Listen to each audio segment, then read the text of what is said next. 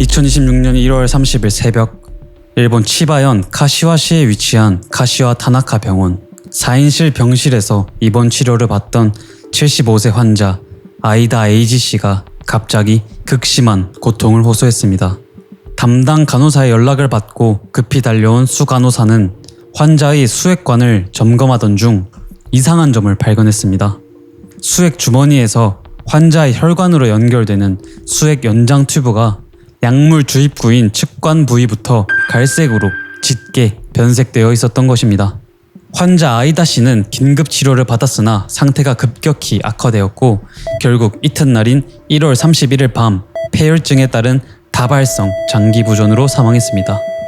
사후 진행된 부검과 정밀 감식 결과 수액관에서 발견된 갈색 이물질은 사람의 대변으로 파악됐고 피해자의 몸에서는 장구균 등 다량의 세균이 검출되었습니다. 경찰은 사건 발생 약 6개월 뒤인 2026년 7월 15일 당시 야간 당직 리더 간호사로 근무했던 51세 후루카와 미유키를 살인 혐의로 체포했습니다.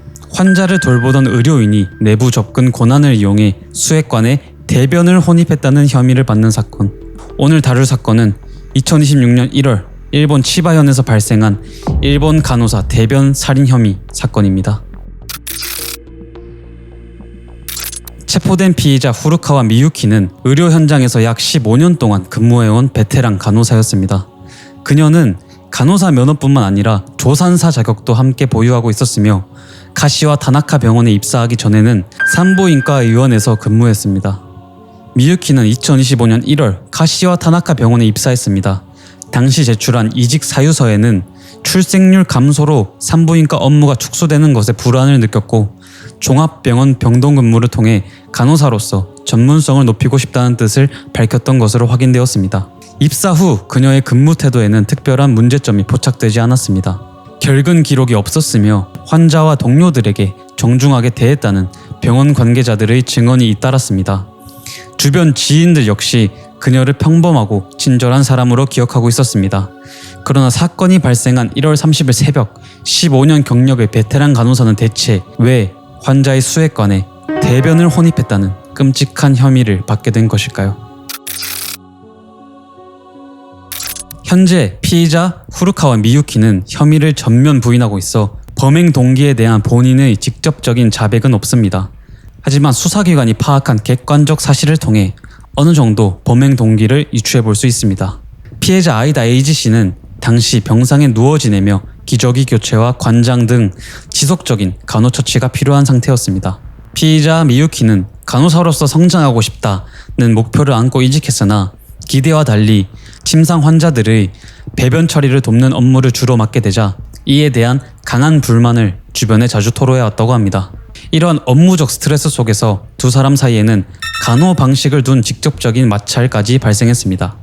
심지어 피해자 아이다 씨가 미유키의 간호 대응에 불만을 느끼고 병원 측에 담당자를 바꿔달라고 명시적으로 요구하는 상황까지 벌어졌습니다. 경찰은 미유키가 이 과정에서 자존심에 큰 상처를 입고 피해자에게 앙심을 품었으며 자신이 가장 기피했던 업무 대상인 대변을 이용해 보복성 범행을 저질렀을 가능성이 높은 것으로 조사하고 있습니다. 이러한 적대 관계는 사건 당일의 기이한 행동으로 이어집니다. 야간 근무 배정상 아이다 씨의 담당 간호사는 미유키가 아닌 다른 동료 간호사였습니다. 미유키는 아이다 씨의 병실을 방문할 직무상 이유가 없었음에도 그날 밤 아이다 씨의 병실을 수차례 출입했고 동료 간호사가 이유를 묻자 환자의 상태가 걱정되어 들렀다 라고 답했습니다. 오전 3시 55분경 병동 복도 방범 카메라에 미유키가 혼자 아이다 씨의 병실로 들어가는 모습이 찍혔습니다. 미유키가 병실에 머문 시간은 약 1분에 불과했습니다. 그리고 약 5분 뒤인 오전 4시경 담당 간호사가 아이다 씨가 얼굴이 창백해진 채 호흡 곤란과 극심한 통증을 호소하는 것을 발견했습니다. 담당 간호사의 연락을 받고 급히 달려온 수 간호사는 환자의 수액관을 점검하던 중 이상한 점을 발견했습니다. 수액 주머니에서 환자의 혈관으로 연결되는 수액 연장 튜브가 갈색으로 짙게 변색되어 있었던 것입니다. 수 간호사는 즉시 변색된 수액관의 모습을 사진으로 찍어 기록을 남긴 뒤 환자의 몸에서 관을 분리해 멸균 컵에 담아 자신의 발밑에 놓았습니다. 그리고 즉각 새로운 수액관으로 교체하는 응급처치를 진행했습니다. 하지만 교체처치가 끝난 직후 발밑을 다시 확인했을 때 멸균컵은 흔적도 없이 사라진 상태였습니다. 이에 미유키를 추궁하자 미유키는 스태프 스테이션으로 옮겨 놓았다 라고 말했으나 수간호사가 스태프 스테이션에서 찾은 컵 안에는 당초 담아두었던 갈색 수액관이 아니라 붉은빛 액체가 담긴 전혀 다른 관이 들어있었다고 합니다. 현장에서 즉각적인 증거인멸 시도가 의심되는 순간이었습니다. 아이다 씨는 결국 1월 31일 오후 10시 30분경 끝내 숨을 거두었습니다. 피해자의 몸과 수액관에서는 장구균의 일종인 엔테로코쿠스 카셀리 플라부스가 검출됐습니다. 대변 속 세균이 수액관을 통해 혈관으로 직접 들어가면서 감염이 빠르게 전신으로 퍼져 폐혈증과 다발성, 장기 손상으로 이어진 것입니다.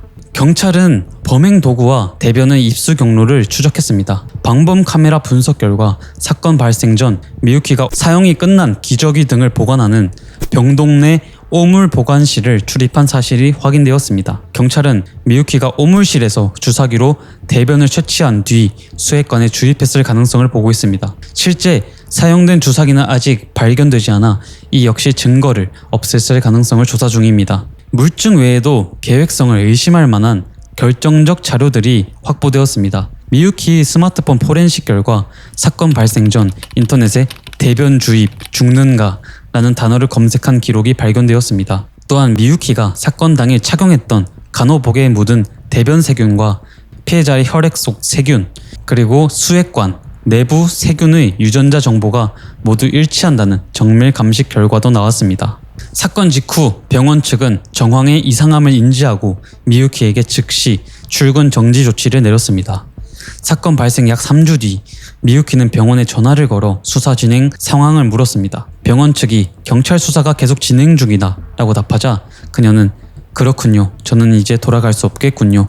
라며 자진 퇴사를 했다고 합니다. 이후 그녀는 충격적이게도 도쿄 소재의 다른 병원에 재취업해서 조산사로 근무를 이어가고 있었다고 합니다. 조산사로 근무하던 중 물증을 확보한 경찰에 의해 지난 7월 15일 결국 체포되었습니다. 정확한 진상과 인과관계는 앞으로 이어질 수사와 사법 절차를 통해 엄밀하게 밝혀져야 할 부분입니다.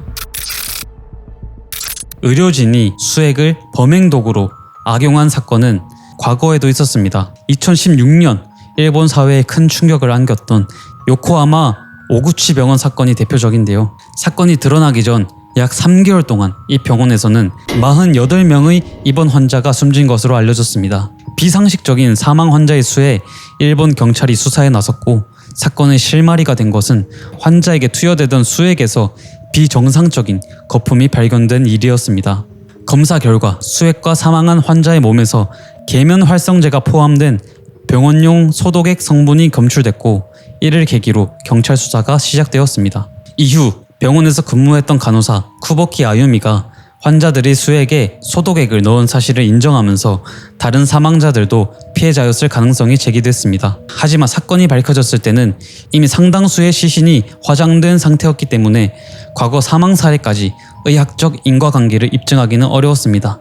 결국 재판에서는 환자 3명을 살해하고 다른 환자들에게 사용될 수액 5개에도 소독액을 혼입한 사실이 인정되었습니다. 쿠보키에게는 무기징역이 선고되었고 2024년 최종 확정되었습니다. 수사와 재판 과정에서 범행을 인정했던 쿠보키 아유미와 달리 이번 대변 혼입 사건의 피의자 미유키는 여전히 혐의를 전면 부인하고 있습니다. 범행에 사용되는 것으로 추정되는 주사기의 행방과 정확한 혼입 경위 등은 앞으로의 수사와 사법 절차에서 구체적으로 다뤄질 것으로 보입니다. 이번 사건은 환자를 돌보던 간호사가 살인 혐의로 체포되었다는 점과 혐의 내용에 대변이 사용됐다는 점에서 일본 사회에 큰 충격을 주고 의료진에 대한 신뢰에도 영향을 미쳤습니다. 하지만 역설적이게도 환자의 이상 상태를 가장 먼저 발견하고 변색된 수액관을 즉시 사진으로 찍어 기록을 남기며 응급처치를 시행했던 것 역시 현장의 다른 간호사들이었습니다. 초기 현장에서 사진 기록을 남겨두지 않았다면 증거물을 확보 못한 상황에서 수사 대상을 좁히기가 훨씬 어려웠을 가능성도 있습니다. 간호사들이 남긴 신속한 기록과 조치는 사건 경위를 복원하고 수사 대상을 좁히는 중요한 단서가 되었습니다. 한 개인에게 제기된 범죄 혐의가 묵묵히 환자의 곁을 지키는 다른 의료진 전체에 대한 불신으로 이어져서는 안 될 것입니다. 하지만 동시에 의료 현장의 오물 관리 및 투약 안전 시스템에 허점은 없었는지 철저히 점검하고 재발 방지책을 마련하는 것 역시 일본 사회가 해결해야 할 과제가 아닐까 생각합니다. 한국도 옆 나라에서 일어난 일을 반면교사 삼아 더 안전하고 서로 신뢰할 수 있는 의료 환경을 만들어 가길 희망합니다. 오늘 준비한 내용은 여기까지입니다. 시청해 주셔서 감사합니다. 감사합니다.